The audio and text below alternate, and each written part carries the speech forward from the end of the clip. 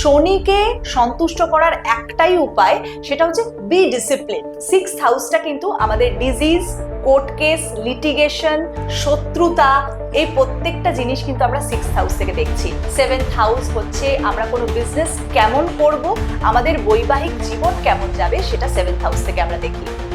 No one can change anyone's destiny which is already designed by God.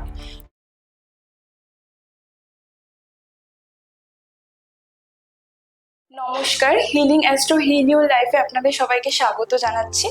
আজকে আমরা আমাদের সাথে পেয়েছি আমাদের সবার প্রিয় সুপর্ণা ম্যামকে, এবং আমরা আজকে আবার একটা নতুন টপিক নিয়ে আলোচনা করব, সেটা হচ্ছে হরোস্কোপ অ্যান্ড প্ল্যানেটস। তো আমরা চলে যাচ্ছে, মানে হরোস্কোপটা অ্যাকচুয়ালি কি ম্যাম? হ্যাঁ, আমি বলছি। এবার হরোস্কোপ দেখো, আমরা সবসময় বলি যে horoscope is just the snapshot of the sky when a person takes birth। মানে আমরা যখন জন্মাচ্ছি, জন্ম সময় যখন আমরা জন্মালাম, তখন স্কাইয়ের যে পজিশনে প্ল্যানেটস গুলো ছিল সেটার এক্স্যাক্ট কিন্তু ছবি হচ্ছে আমাদের হরোস্কোপ। এবং এইটাকেই আমরা হরোস্কোপ হিসেবে চিনি, হরোস্কোপ হিসেবে জানি যে কোন প্ল্যানেট কোথায় বসে রয়েছে। আমাদের হরোস্কোপে 12টি ঘর থাকে এবং 1st to 12th হাউস অবধি আমাদের এই হরোস্কোপটা থাকে, ঠিক আছে? এবার ফার্স্ট হাউসের একটা স্পেসিফিকেশন রয়েছে, যেমন ফার্স্ট হাউস হচ্ছে আমাদের লগ্ন, আমাদের তনুভাগ, আমাদের হেলথ আমরা সেখান থেকে দেখতে পাচ্ছি। আমরা দেখতে পাচ্ছি আমাদের হেডের পোর্শন, অনেকের দেখবে মাইগ্রেনের সমস্যা থাকে, অনেকের মাথায় একটা ব্যথা করা বা একটা টেন্ডেন্সি থাকে হেডেকের, তো সেটা কিন্তু আমরা লগ্ন থেকে দেখতে পারি। সেকেন্ড হাউস যেটা হচ্ছে আমাদের ওয়েলথ, ফিন্যান্স, আমাদের সেভিংস, আমাদের ফ্যামিলি লাইফটাকেও কিন্তু আমরা সেকেন্ড হাউস থেকে দেখি। এবং এই প্রত্যেকটা হাউসের এক একটা স্পেসিফিকেশন যেমন রয়েছে, আমি পরবর্তীকালে এবার প্ল্যানেটস গুলো নিয়েও ডিসকাস করব। থার্ড হাউস হচ্ছে আমাদের কর্মক্ষমতা, সেখান থেকে আমরা শোল্ডারের পোর্শনটাকে দেখি এবং তার সাথে সাথে আমাদের যে হ্যান্ডের পোর্শন, আমাদের হ্যান্ড রাইটিং কেমন হবে, আমরা কতটা কর্ম করতে পারবো, কর্মক্ষমতা কতটা, সেটা আমরা থার্ড হাউস থেকে দেখি। থার্ড হাউস থেকে আমরা সিবলিংস দেখি, মানে আমাদের ভাই বোনেদের সাথে আমাদের রিলেশনটা কেমন থাকবে, সেটাও কিন্তু আমরা দেখি। ফোর্থ হাউস হচ্ছে আমাদের মায়ের হাউস, আমাদের একটা নারিশমেন্ট দেয়া হয়, আমাদের একটা খুব সফট একটা বন্ডিং থাকে মায়ের সাথে। তো ফোর্থ হাউস থেকে আমরা এটা দেখি মায়ের সাথে সম্পর্ক, মায়ের শরীর স্বাস্থ্য, এবং তার সাথে সাথে ফোর্থ হাউস হচ্ছে আমাদের গাড়ি বাড়ি ভোগ ক্ষমতা, একজন আদেও বাড়ি করতে পারবে কিনা, নিজের গাড়ি করতে পারবে কিনা, সেটাও কিন্তু আমরা ফোর্থ হাউস থেকে দেখি।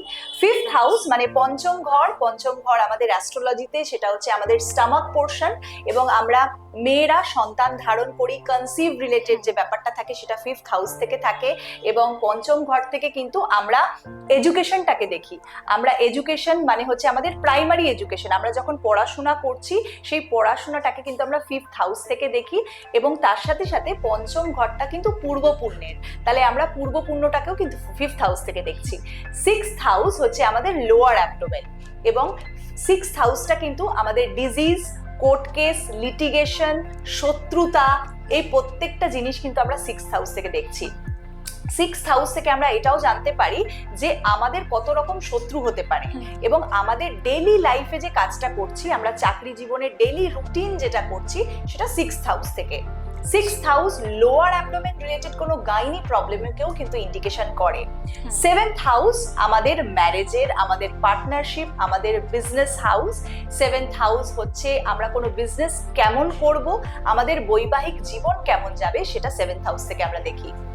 নেক্সট হচ্ছে এইটথ হাউস। এইটথ হাউসটা হচ্ছে আয়ু ভাগ, আমাদের আয়ুটাকে দেখা হয়, কোনো চোট, ফাঁড়া, দুর্ঘটনা অথবা কোনো অ্যাক্সিডেন্টাল জিনিসটাকে এইটথ হাউস থেকে আমরা দেখি। এইটথ হাউসটা কিন্তু শুধুমাত্র বাজে নয়, অনেকে ভাবে যে এইটথ হাউসটা কি সত্যি একটা আয়ু ভাগ মানে বাজে, এমন কিন্তু একদম নয়। এইটথ হাউস আমাদের ট্রান্সফরমেশন, মানে আমরা কোন রকম ট্রান্সফরমেশনের থ্রু দিয়ে যাব কিনা, একটা এজের পরে আমাদের একটা পুরোপুরি ট্রান্সফরমেশন হবে কিনা, সেটাও কিন্তু এইটথ হাউস থেকে আমরা দেখি। এবং এইটথ হাউস কিন্তু হিডেন জিনিস, যেহেতু একটা অন্ধকার ঘর, হিডেন জিনিস মানে হচ্ছে কোনো রকম ভাবে ধরো কোনো এমন কোনো জিনিস যে কোনো রকম ভাবে লুকিয়ে কোনো জিনিস করা, যেমন কোনো জিনিসে ফেঁসে যাওয়া, এরকম কোনো জিনিসও কিন্তু হিডেন জিনিস আমরা 8th হাউস থেকে দেখি।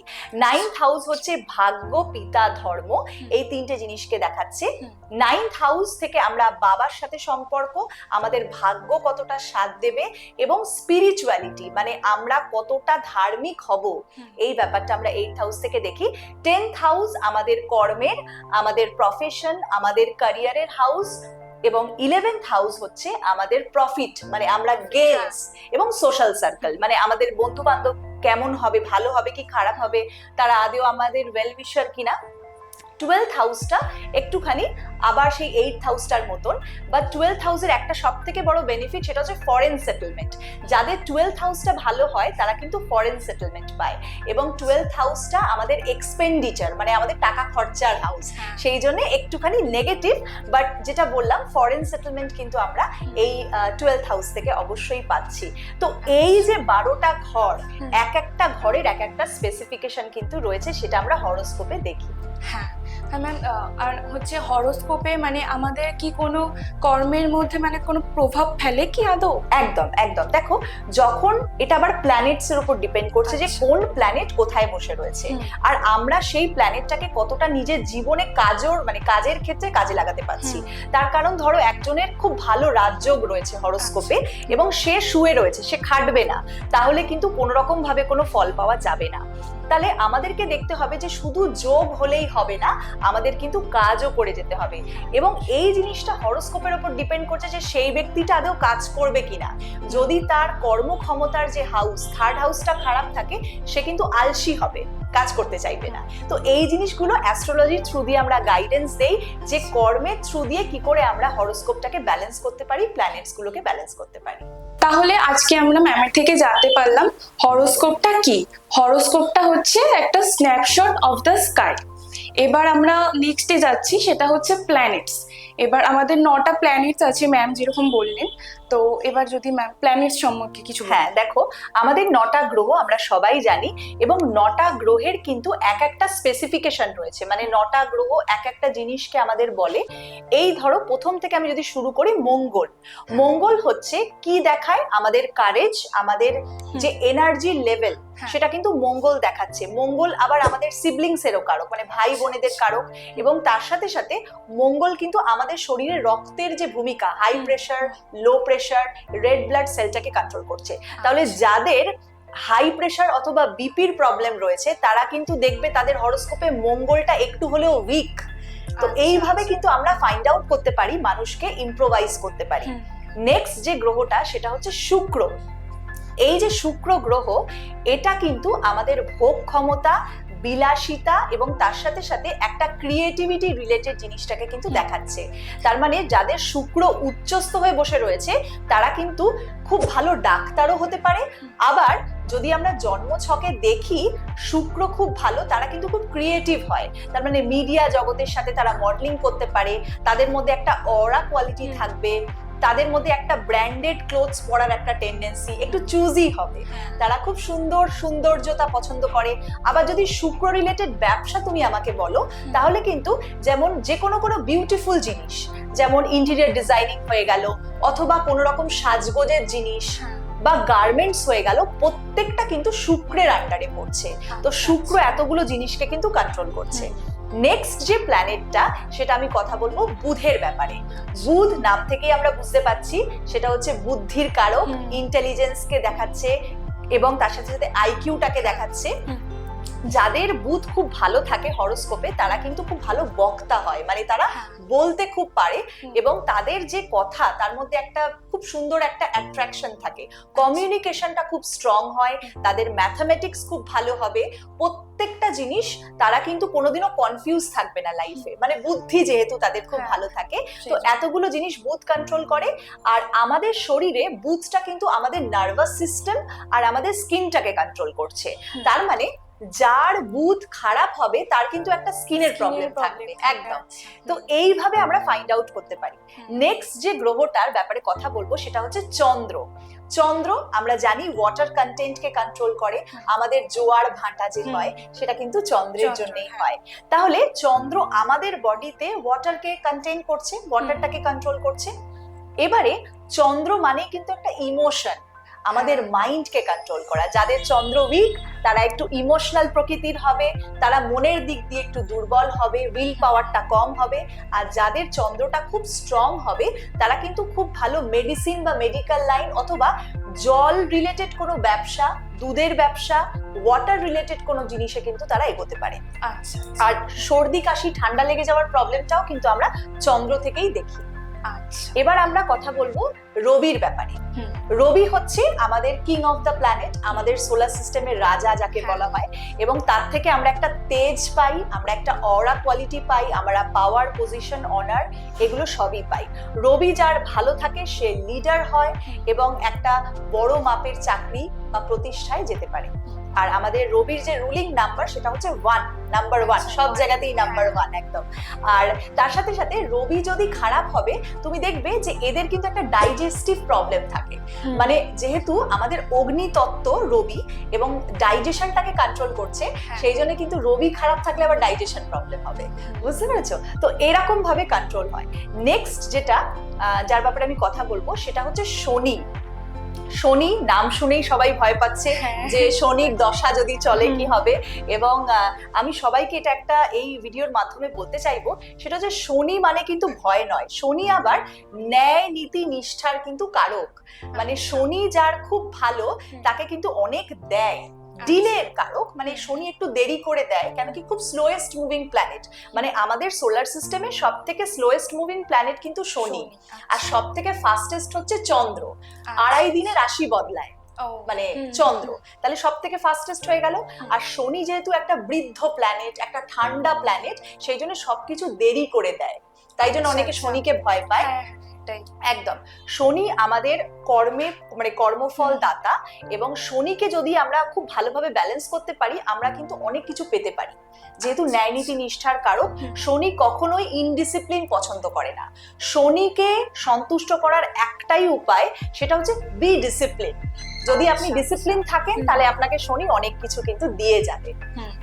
নেক্সট যেটা বৃহস্পতি, আমরা বৃহস্পতির ব্যাপারে যখনই কথা বলবো আমাদেরকে মাথায় রাখতে হবে যে বৃহস্পতি কিন্তু একজন টিচার, মানে গুরু যাকে আমরা বলি, প্রজাপতি ব্রহ্মা, এবং সেখান থেকে সৃষ্টির কারক হয়েছে আমাদের বৃহস্পতি।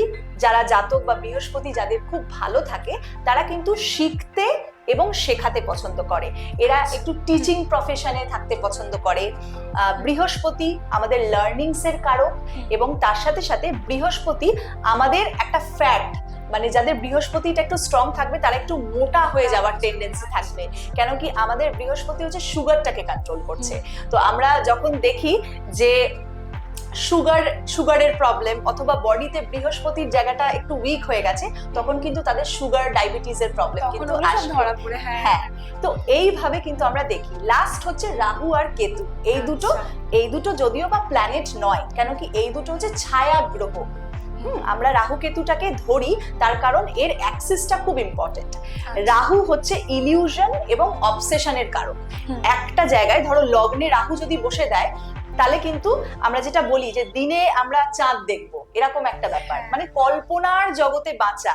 রাহু হচ্ছে একটা অবসেশন, বারবার সেটাকে নিয়ে ভাববো এবং পেতে চাইবো, কেন কি রাহুর মুখ আছে, শরীরটা কিন্তু নেই, মানে সবসময় একটা অবসেশন, একটা ধোঁয়াশার মধ্যে থাকবো। এই ব্যাপারটা কিন্তু রাহু থাকে, রাহু একটা পয়জন। তো এর আবার আরেকটা বেনিফিটও রয়েছে যে রাহু কিন্তু ইলেকট্রনিক ওয়েভস, মানে যাদের রাহু আবার ভালো থাকে, স্বক্ষেত্রে থাকে, তারা কিন্তু কম্পিউটার রিলেটেড কোনো কাজ খুব ভালো করে। তো রাহুর এটা কিন্তু একটা খুব ভালো কোয়ালিটি, কেন কি ইলেকট্রনিক ওয়েভসটাকে কন্ট্রোল করছে। Ketu in the other hand, Ketu কিন্তু একটা খুব স্পিরিচুয়াল গ্রহ, মানে কেতুকে যদি আমি বলি, যদি কেতু তাদের উচ্চস্থ থাকে তাহলে কিন্তু তারা খুব স্পিরিচুয়াল পার্সন হয় এবং তারা একটুখানি ইন্ট্রোভার্ট হয়। হ্যাঁ, তো কেতু একটুখানি, যেমন নাম্বার 7টা কেতু দিয়ে ডিনোট করা হয়, যাদের মানে ডেট অফ বার্থে, মানে যাদের জন্ম হচ্ছে 7, তারা কিন্তু কেতুর জাতক। যদি আমি বলি যদি কারোর ডেট অফ বার্থ হয় 16 তাহলে 6 + 1 হচ্ছে 7, তারাও কিন্তু সেই কেতুরি জাতক, একদম জাতক বা জাতিকা। তো এইভাবে আমরা কনভার্ট করি নিউমারোলজিক্যালি।